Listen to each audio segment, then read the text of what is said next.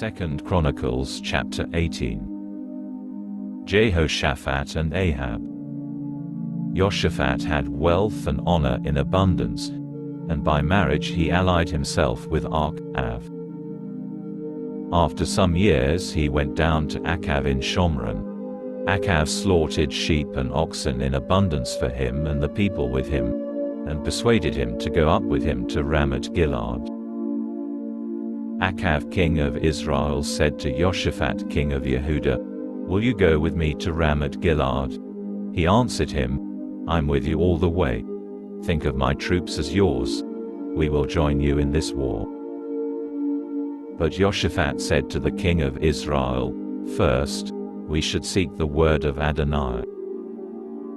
So the king of Israel assembled the prophets, 400 men. "Should we attack Ramoth Gilead?" he asked them, "or should I hold off?" They said, "Attack. God will hand it over to the king." But Jehoshaphat said, "Besides these, isn't there a prophet of Adonai here that we can consult?"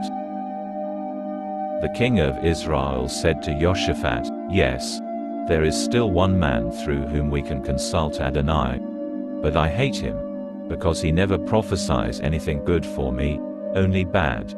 It's Micaiah the son of Yimlah." Jehoshaphat replied, "The king shouldn't say such a thing." Then the king called an officer and said, "Quickly, bring Micaiah the son of Yimlah."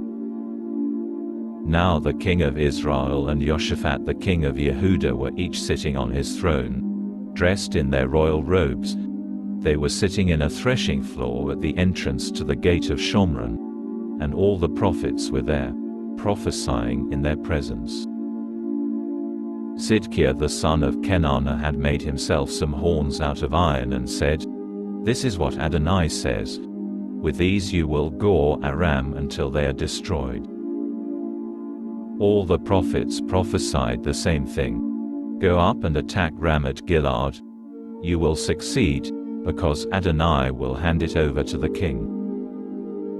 The messenger who had gone to call Micaiah said to him, "Here, now, the prophets are unanimously predicting success for the king.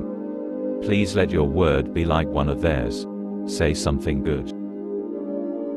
But Micaiah answered, "As Adonai lives, whatever my God says is what I will say." When he reached the king asked him, "Micaiah, should we go up and attack Ramoth Gilead, or should we hold off?" He answered, "Go up, you will succeed, they will be handed over to you." The king said to him, "How many times do I have to warn you to tell me nothing but the truth in the name of Adonai?" Then he said, "I saw all Israel scattered over the hills like sheep without a shepherd, and Adonai said, 'These men have no leader. Let everyone go home in peace.'" The king of Israel said to Jehoshaphat, "Didn't I tell you that he wouldn't prophesy good things about me, but bad?" Micaiah continued, "Therefore, hear the word of Adonai. I saw Adonai sitting on his throne with the whole army of heaven standing on his right and on his left. Adonai asked, 'Who will entice Ahab king of Israel to go up to his death at Ramoth Gilead?'